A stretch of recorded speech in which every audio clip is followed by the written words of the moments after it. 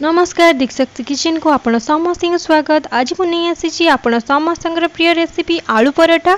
यहीपरि उपाय जदि बनइबे 100% पूरा बहुत बढ़िया भाव में आपण आलू पराठा बनइबो आ खाइबा को मध्य बहुत बढ़िया लगे। केवल 10 मिनिट रे प्रस्तुत हो जिवो आपण आलू पराठा। तो सेथि पई मु बहुत कम सम टाइम रे बनई छी।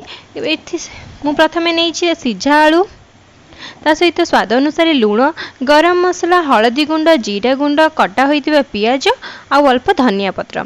तो प्रथमे पैन रे तेल को दे तेल को बहुत बढ़िया भाव में गरम करिबा। तेल गरम होला परे सेथिरे आमे जीरा को देई दबा। जीरा टिके भाजी होई सारिले सेथिरे आमे काटिकी रखितिबा पियाज को मध्य देबा। एबे पियाज को मध्य बहुत बढ़िया भाव में भाजी नबा। जो पर्यंत से ब्राउन कलर टिके न होइछि से पर्यंत भाजी नेबे।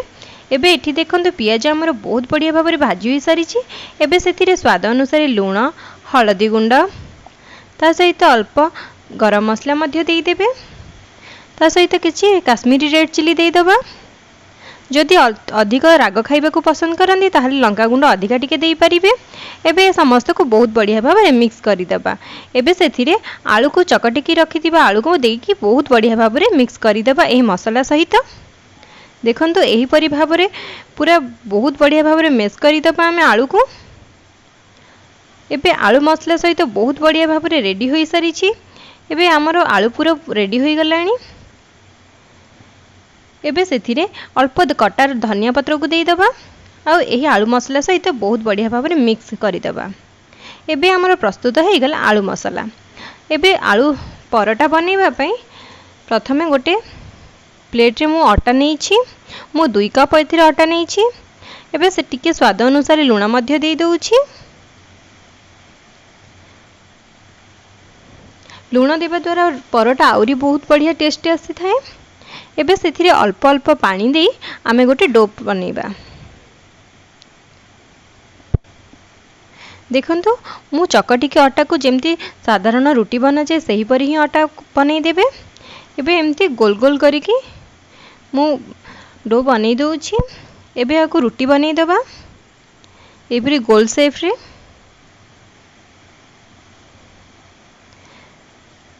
एबे या ऊपर मु आलू मसला को बहुत बढ़िया भाव में प्रेस करके लगे दूची पूरा चारि साइड रे।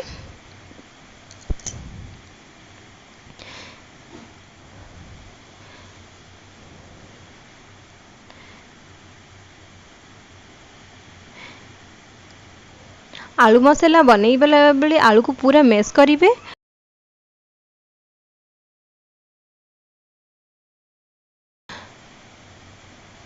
देखंतु एबे या ऊपर मु आउ गोटे रोटी आगुरु बनै की रखिथिली ताहाकू देई दबै। एही परि भाव रे एबे दुईटी प्रोसेस रे मु कहिबे आपन को। या ऊपर आपन चाहिबे कटोरी देकी गोटे सर्कल शेप रो बनै पारिबे।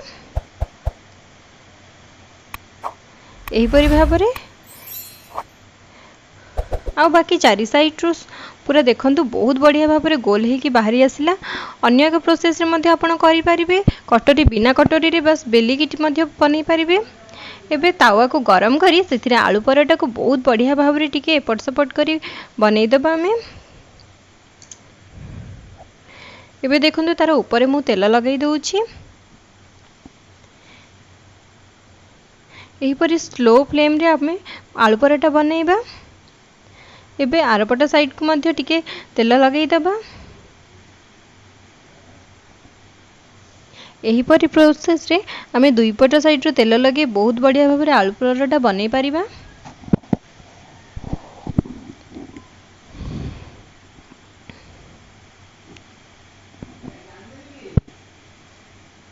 देखंतु हमर आलू पराठा टिके सिझी मध्य रेडी होई सारलानी।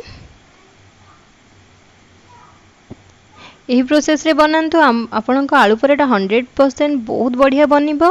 आ विश्वास करिवेनी खाइबा को मध्य बहुत बढ़िया लागिबो। बहुत कम तेल मसला रे मध्य एही पराठा हेई जाउची।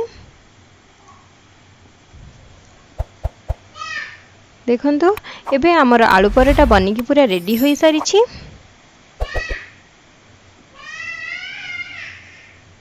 एही परि चारि सब साइड रो आमे प्रेस करी करी टिके सिझेई दबा। एबे हमर रेडी हो गला आलू पराठा। एबे सर्विंग प्लेट रे काढी ताकू सर्व करी नबा।